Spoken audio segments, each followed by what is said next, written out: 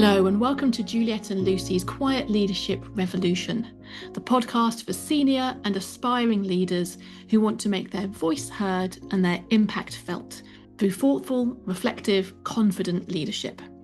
I'm Juliet Corbett. I'm an executive coach and strategist, and I work one-to-one with senior leaders, guiding them to find their strategic focus, empower their teams, and regain control over their time. And I'm Lucy Gower. I'm a facilitator, trainer and coach, and I empower leaders to build their happy, confident and high-performing teams. Today, we're going to be talking about the hidden reason your strategy isn't working. I know that both Juliet and I do a lot of work with leaders around strategy. I always defer to Juliet's expertise when it comes to strategy, though, as a self-proclaimed expert and my go-to person. Oh, I don't know. Own it. Self-proclaimed obsessive. Yeah, okay. Talk to me about your thinking around the hidden reason that strategy might not be working. So I have discovered my thinking is shifting over strategy. It's shifted over the last sort of 10, 15 years. And I've discovered that there was a big part of the training that I received on strategy in my MBA, in the training that I did that was preparing consultants to go to McKinsey and some of the big strategy consultants globally. They just completely failed to mention a really important part of strategy. And I discovered it slowly over time. And the language I use to describe this is sometimes slightly different in different places. And obviously, I'm talking to lots of different people here. So different language might land better or have different resonance for you. The way I tend to talk about it is the importance of intuition in strategy. Now, for some people, gut feeling, instinct, there are other words that feel more kind of connected than intuition for them. But I find intuition is normally missing from strategy because we assume strategy is all about thinking, cognitive processing.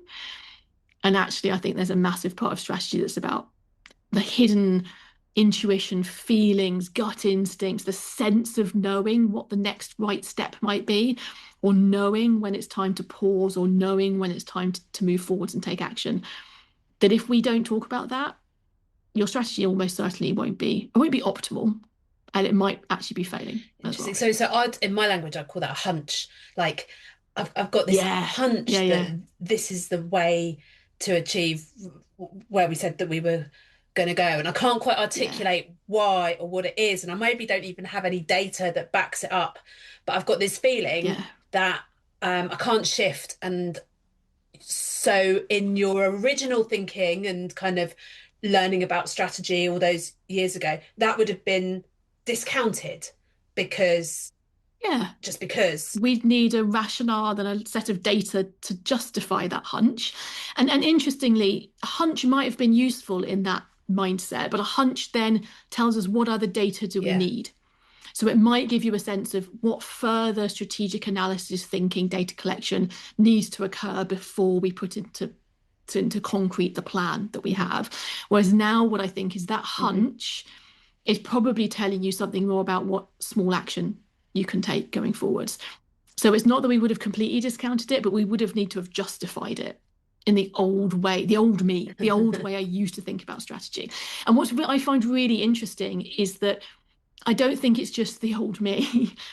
I think there's a big misunderstanding that strategy requires people with enormous brains or enormous computer power, depending on how you're going to go about it, to really intellectually process all the different dynamics, all the different possibilities, all the different financial models.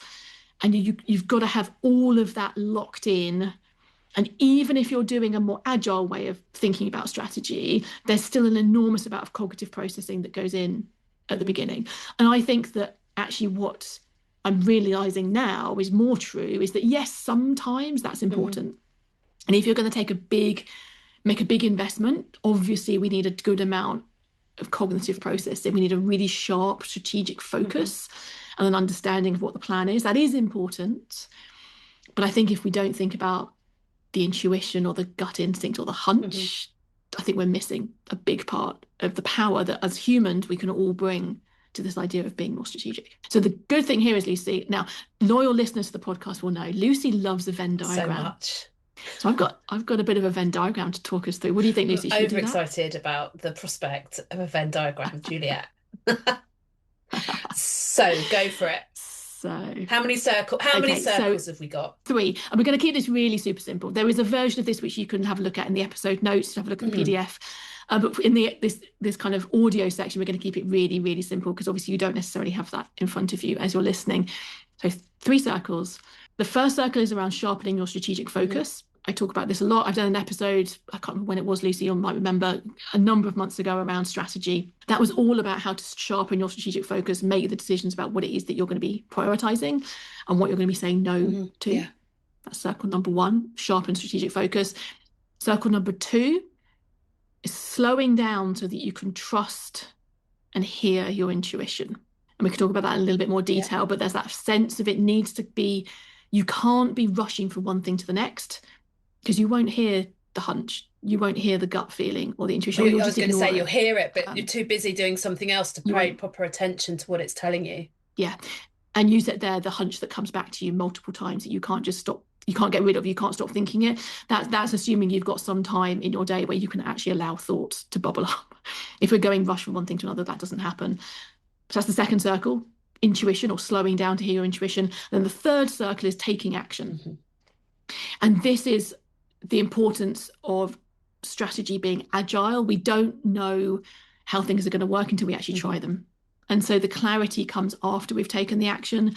It doesn't come before. So however much strategic thinking you want to do, normally it's the taking action that starts to give you the data, the feedback, the understanding of what it is that's working and what's not working, that allows you to. So it's more of a really iterative process than perhaps you would have learned about 10, 15 years ago. Yeah. That by taking action, that's absolutely where you learn and make tweaks and changes to, not necessarily to where you're going, but how you're going to get there.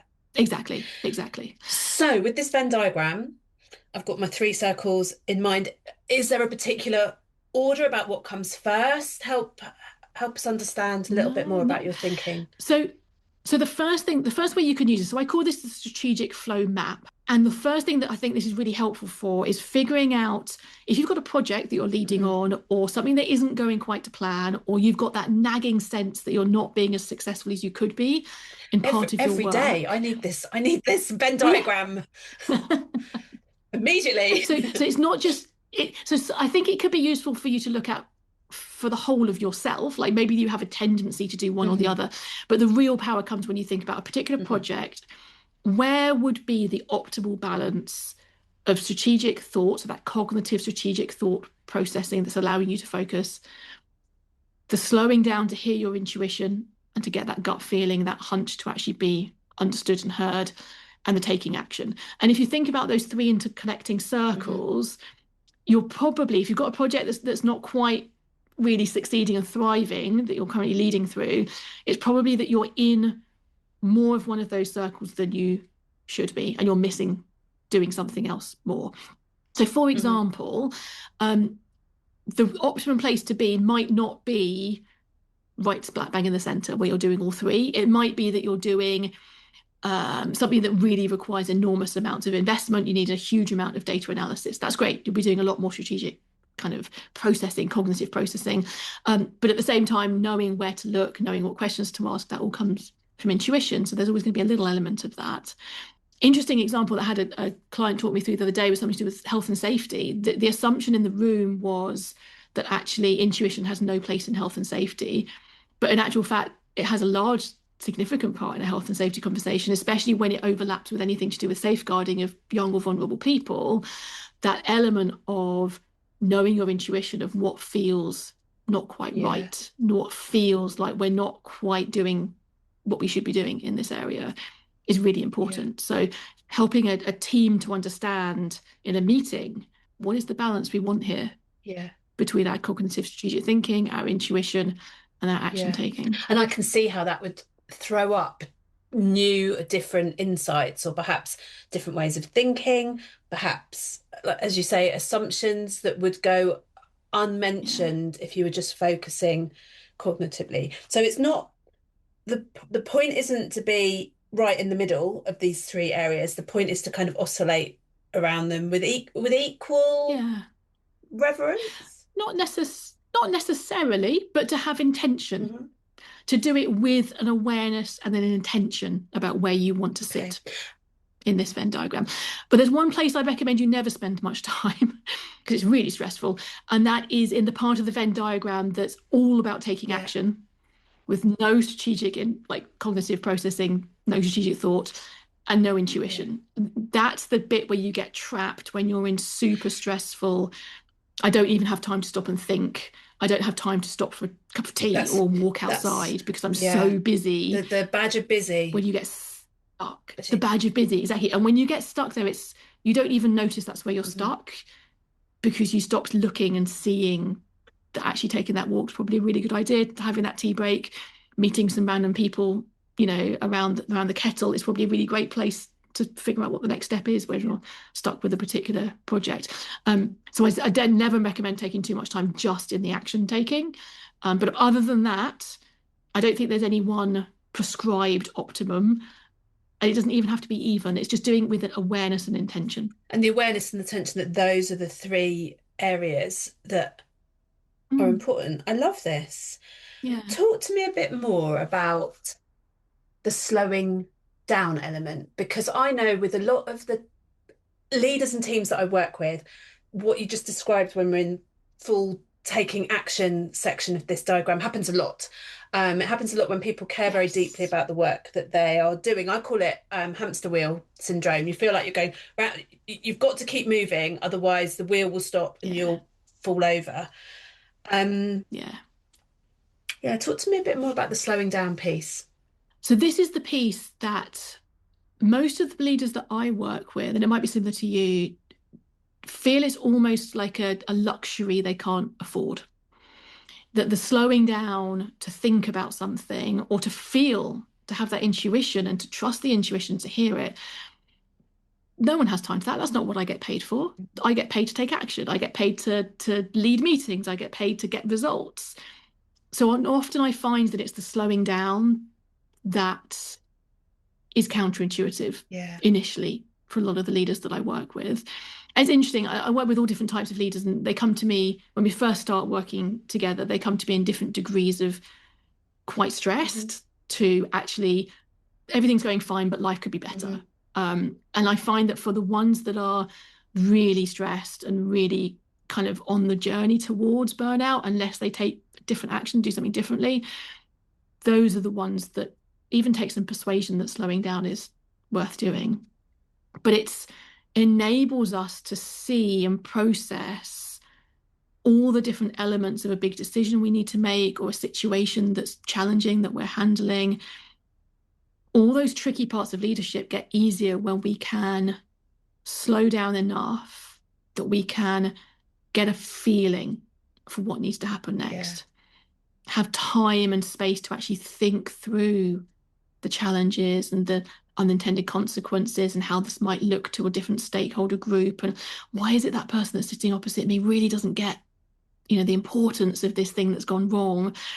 You're only really going to see that by taking the time to slow down and see things from a different place. I think in that there's something about slowing down and moving from maybe a less emotional place to a more rational place. Almost like as you're talking, I'm thinking about kind of being above the challenge so that you've got a better view of it, rather than being when you're in it.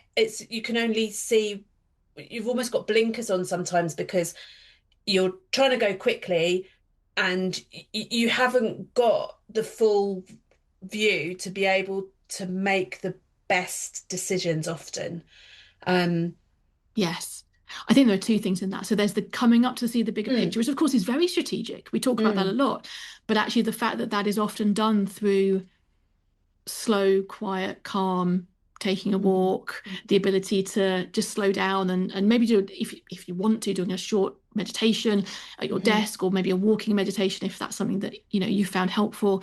The ability to switch off and not fill our head. I've said this before, not fill your head with your favorite podcasts. Obviously, dear listener, please continue listening to us right now. But there is this tendency we have to constantly be filling our brain with more information. And it's the ability to be bored, the ability to turn off that helps you see the bigger picture. Absolutely. I had a Sorry. I had a light bulb moment really recently actually around listening to audio books. And then as I was thinking about it, it's because I love reading. And when I'm reading a book, I'm fully immersed in a book, and that is the thing that I'm doing. Yet when I'm listening to a book, I feel like I need to be doing something else as well, because it's a good use of time. And actually, why would on earth would I think that I could pay the same level of attention to taking in the information from a book when I'm listening?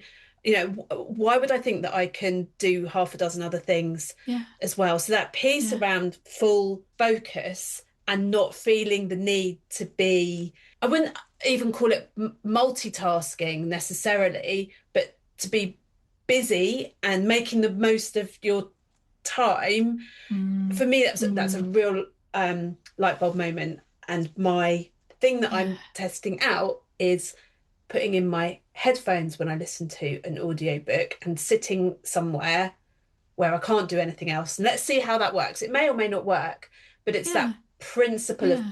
feeling the need to be your brain to be full of stuff and be constantly Yeah. busy. I think it's an efficiency trap. I Yeah. think that we assume that to be efficient, we must process lots of things. And those things might be actual tasks on our to-do list, or might be audiobooks I want to listen to, as well as tasks that I need to do, in my daily life. The efficiency trap would be, yeah, just piling in more stuff and overlapping it isn't going to get you anywhere Exactly. fast. Yeah.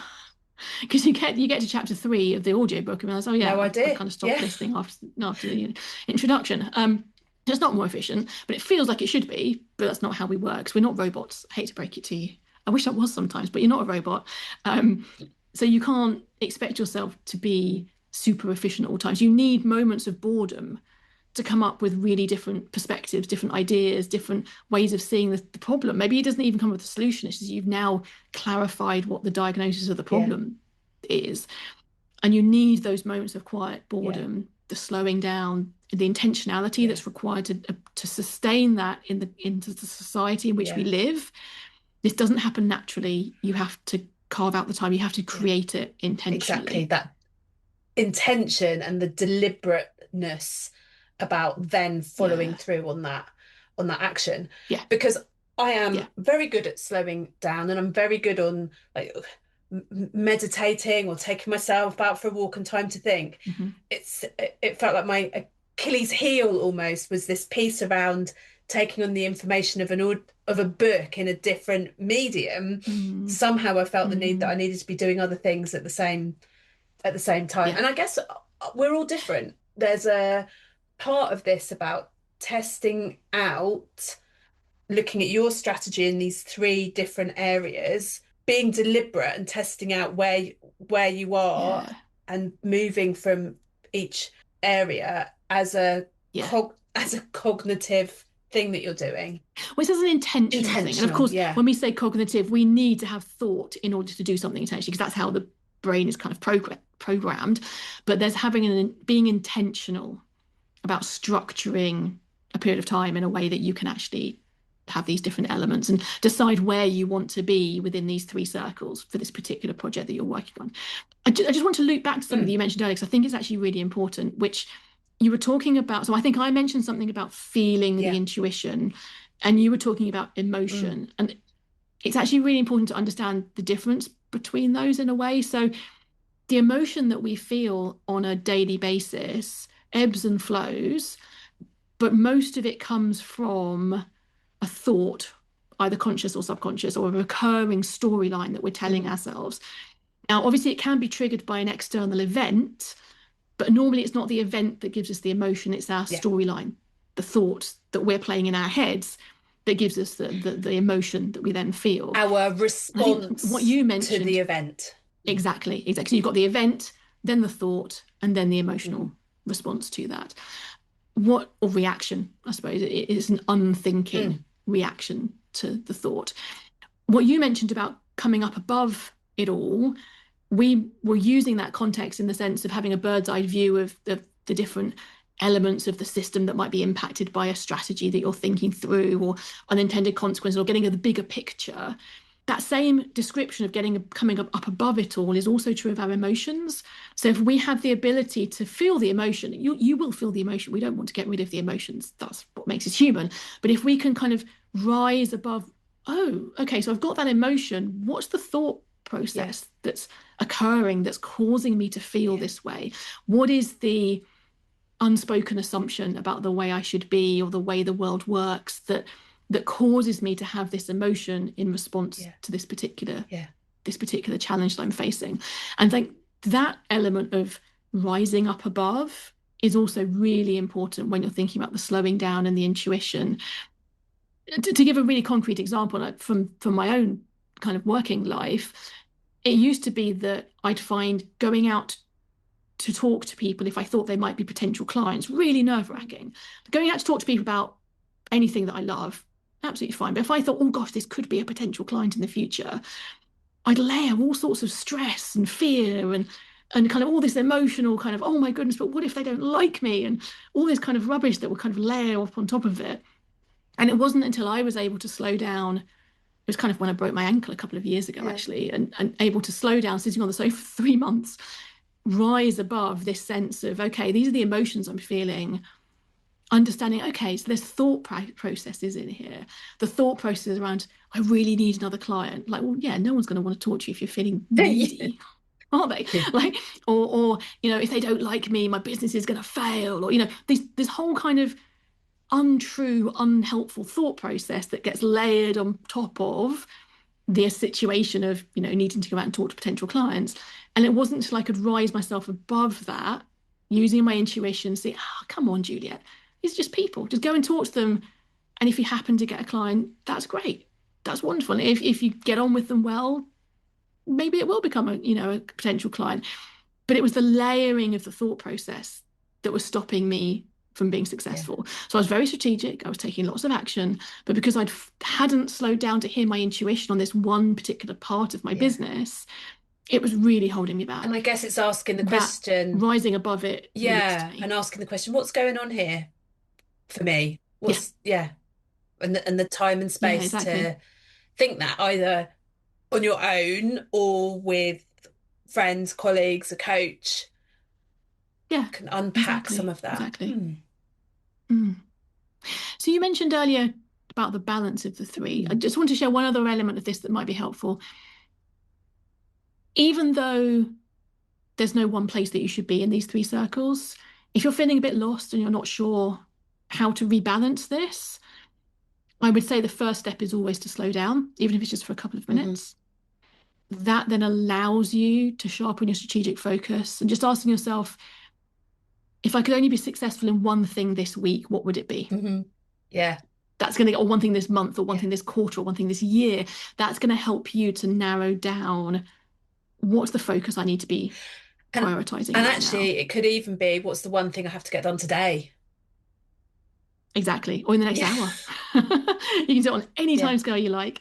And then, having sharpened that focus, take action. And even if it's a tiny thing, it's something that isn't thought. The action isn't, I need to think more about this. That doesn't count.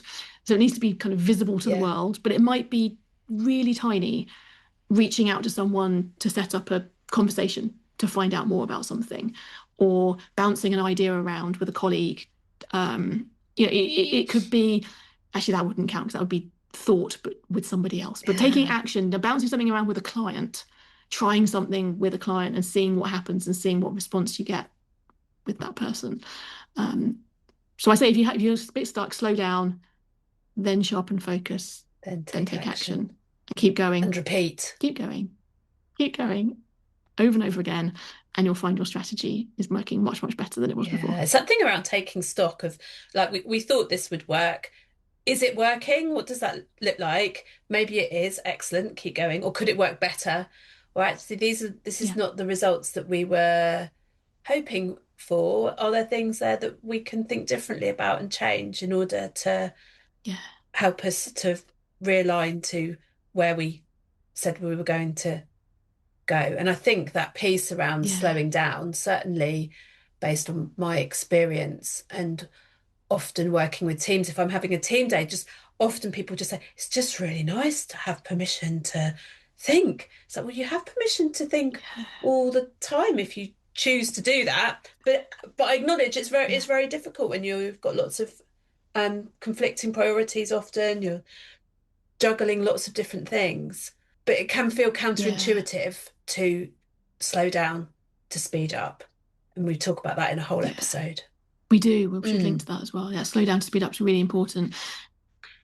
What are your thoughts, Lucy, on why that feels difficult? Is it something in us? Is it society, organizational culture? It seems like this is almost an endemic difficulty now. I think it's a I'm sure you see lots of clients with it Yeah, too. I think it's a mix of all of those things. I think that there's Mm, something around how targets, objectives, KPIs are set. There's something around status and achieving a lot and the shame of not keeping up.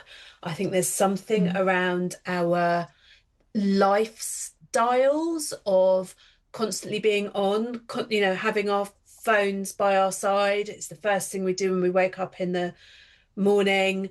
We're responding straight away. Our expectations of response rates are much higher. You order mm, something if you use Amazon and it arrives the next day. Like things are quick across all aspects of our lives, and we have a feeling that we need to keep up. And if we don't keep up, we're going to get left mm, behind. And I'm guessing, and this is a big guess here as I'm kind of talking out loud, for our brains that are wired for survival in that terms of how our lives were hundreds of years ago, keeping up is important because if you don't keep up, mhm, um, your survival is threatened. Does the same mm, thing apply to how the world has sped up and how our brains work? We need to keep up to fit in and to be part of mm. our community. I mean, that's my pop psychology Yeah, stab in the dark I have a at very what's going on. But similar. yeah, what do you Yeah, think? very, very similar. What's striking to hear you explain those different fact features is that under none of those circumstances is it the optimum for either one individual or for an Mm, organization. And yet it takes really hard conversations and hard kind of steering your organizational culture almost against the social expectation and against the grain of the way technology has led us to be. But doing it together, you can do that. You can shift your culture as an organization. And then the benefits are seen because as an organization, if you've got people who have permission to think, my goodness, we all need permission to think to do a really good job, um, then the organizational results will improve and the individual experiences of what it's like to work at that organization also improve. So it feels to me like there is a route out of this, but it takes yeah. coordination And at the courage to organizational do level. it, to slow Yeah, yeah, down when definitely. there is great value on speeding up, to Yeah, be the person yeah, or organization that is not fitting in, doing something different, mm, needs some bravery. yeah. Yeah, exactly, exactly. And I think hearing more and more people talk about Mm, this is really important. So a couple of the authors that have helped me around this are Cal yes. Newport and his work around deep work and slow productivity. And then slightly more tangential, but it was important to me, was Michael Neill's work around the inside out understanding and that connection between emotion and thought and external stimulus and so on. It's slightly more tangential, perhaps, to what we're talking about today, but I found that particularly influential Yeah. in developing this new way of I mean, thinking. So we'll link to those in yeah, the episode definitely. And I notes if think anyone's interested. for me, Yeah, slow productivity, there was lots and lots of light bulb yeah, moments because of the context that it explains it within. Um, yeah, so yeah, I'd recommend them all, but for me, that was the light bulb moment. yeah. What we might try and do as well is maybe put a few YouTube links or videos or something like that, so that if people haven't got time to read the whole book, Yeah, or indeed to listen to it as an audiobook, then you've got some links to some of that Cal Newport stuff. It's really yeah. good. So Lucy, as we wrap up our time, I'm intrigued to hear from you. What is it that you're taking away from this and thinking about strategy in this new way? I think there's something really important about slowing down in order that you know where you're focusing. But for me, it's that bit around taking action that is maybe iterative. It comes back to a lot of the work that I do with teams around, there's not much learning from just thinking about it. You have to, how can you test it out? I suppose the jargon would say it's like in an agile way. How can you test something with the least risk to get some data back in order to check if you're in the right direction? So for me, this model exactly speaks to that in a different language to the language that I use. Juliet, from sort of talking this out loud, is there anything that you want listeners to specifically take away? So I actually have 3 reflection questions, one for each of these circles, which I thought I might really quickly run through. So I think, first of all, as you're listening, get a sense of which of these areas is holding you back. Don't try and focus on all 3 at once. But if you're wanting to slow down more, a question that can be really useful is, what's one commitment that you could release to create more space to slow down? Let's get really tactical. Let's say one thing this week that you can cross off your list in order to create that space to slow down. If you're wanting to sharpen your strategic focus more, then the question I mentioned earlier is quite a nice one, actually. So if you could only succeed at one thing this hour, week, month, quarter, insert time as you wish, what would that be? So if it really forces you to prioritize one thing, or at least to identify what you would prioritize if you had to focus on one thing.